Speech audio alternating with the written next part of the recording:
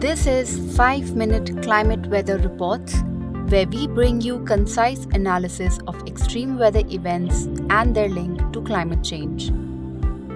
A massive flood resulting from a glacier lake outburst in Sikkim wreaked havoc in the early hours of October 4th. This disaster claimed many lives and many more are still missing. So what exactly is a GLOF and what's disturbing the Himalayan ecosystem?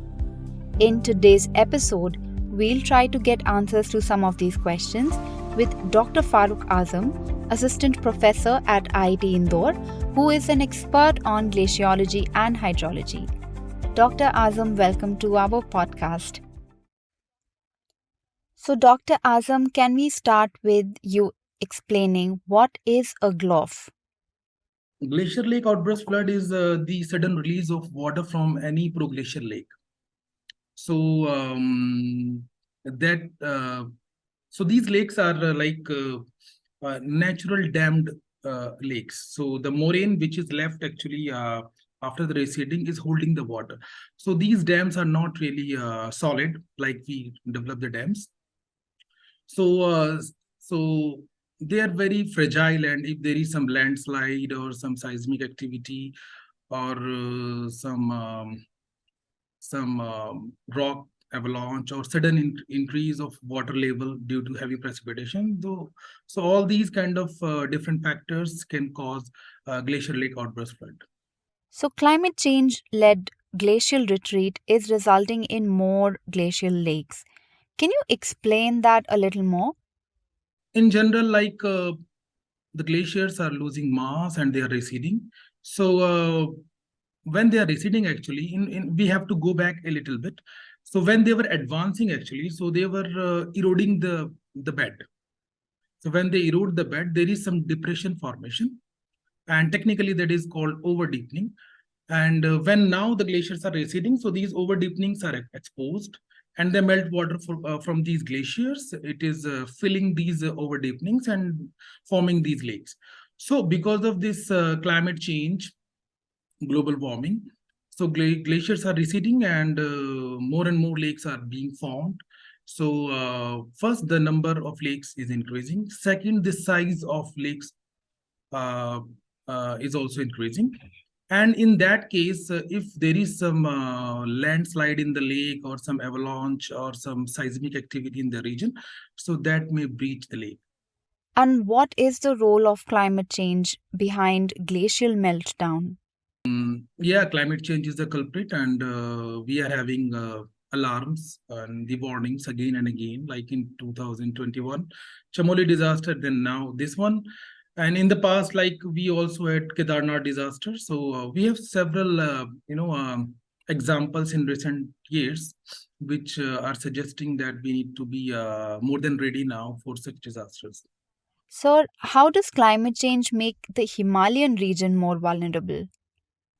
Everything is suggesting that the global warming is happening, and that is adversely affecting the Himalayan glaciers. Of course, some other all the other glaciers in the world too, but particularly HKH is a hot spot because the Himalayan range is very new, the newest, youngest range on planet, and it's fragile. So most of the rocks are sedimentary or metamorphic in nature. So in that case, when the lakes are being formed, so they are not actually held by solid structures or solid natural dams, moraine dams. So and the water, of course, coming down. This region is also like heavily dependent on water, and also India particularly is like close to developed country, but is still developing a lot. So we are developing infrastructure in that region. And of course, we have to curb the black carbon. So we have to move from the coal energy to hydropower. And for that, we need to have more and more dams in the mountains. And so the fragility actually of this mountain range is making this region particularly more vulnerable to climate change and for such hazards. Could you also throw some light on the current status of glacial lakes in India? Yes, actually, in the Himalayan region, we have around 40,000 glaciers. And I don't remember the exact number of proglacial lakes we are having right now. But we need to understand that not all the lakes are harmful. So some lakes are potentially dangerous. So, for instance, like some lakes are just above some habitation or some infrastructure. So if they have possibility of breaching, then that is called a potential dangerous lake. So many of the lakes, like not all the glaciers when receding, leaving some proglacial lake formation behind.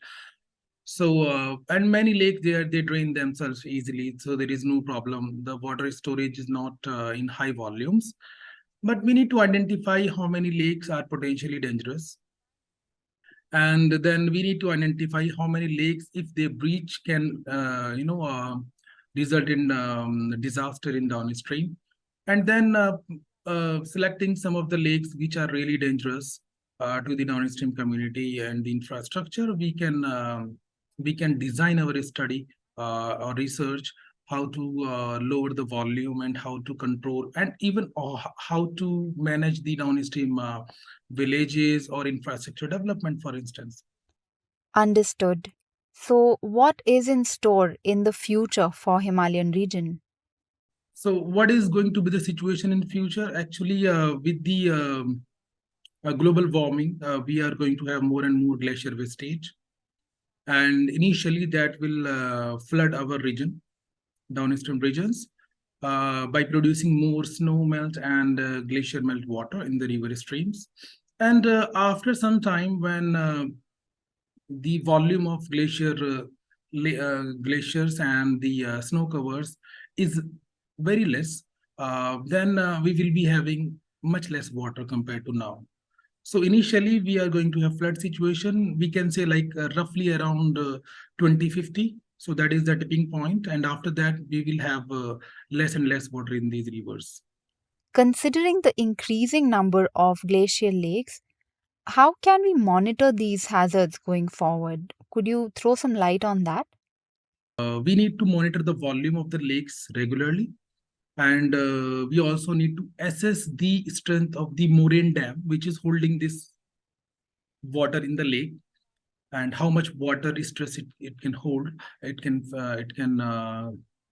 um, it can control. And then if this threshold is crossing by the volume of the lake water, so we should drain out these lakes time to time. So this kind of practice is happening actually, yeah, in several regions in the world. Like Nepal is doing a lot, and Peru especially is also prone to have lots of GLOFs, so they are also doing a lot. And in fact, on this lake too, scientists were doing the same. So the problem here was we were not really ready for such kind of heavy precipitation. Right, sir. So, last few questions. Maybe you could share what kind of measures that can be taken to prevent these disasters or mitigate them. Lake inventory every 5 years, I think that is really needed now. Then identification of potential dangerous lakes. Then on these potential dangerous lakes, we run the models, and then we can know better how much devastation a lake can cause. And then improved high altitude meteorological observations and management of lake if we need to drain the water, and also some early warning system, so that if we have like couple of days, at least in the Himalaya, it's very unpredictable. So we know something is going to happen, but how much rain is coming, we don't know.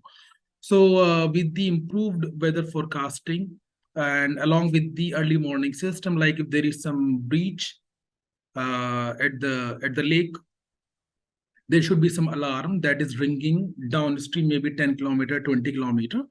And then this alarm is basically, is helping local people to displace from the flow line, and to the dam authorities to manage the dam, to empty the dam in time. So those kind of things I think will help a lot for mitigating the future disasters. So, with glaciers retreating at a faster rate, what impact would it have on the food security? It is really a big threat to the west northwest part, because there we are having around 40% water that is coming from glacier and snowmelt. So if the glaciers are gone, then we don't have this 40% water in the river. So, and that is in this river, and we are having a lot of agriculture in this basin. So if 40% water is gone, how we are going to irrigate the crops, because the food demand is increasing with the population, of course. One side food demand is increasing, other side we don't have enough water to irrigate. So then we are already exploiting the groundwater a lot. So groundwater table is also going down rapidly. So in future, I think uh, we are going to face big issues, water crisis in the Himalayan region, not only Himalaya, but I think also in the rest of India. Thank you for such an enlightening discussion, Dr. Azam. And that wraps up this episode. We hope this exploration of GLOFs, climate change, and their impact on the Himalayan region was useful and has shed light on critical concerns. Please subscribe, share, and leave your comments. See you in the next episode.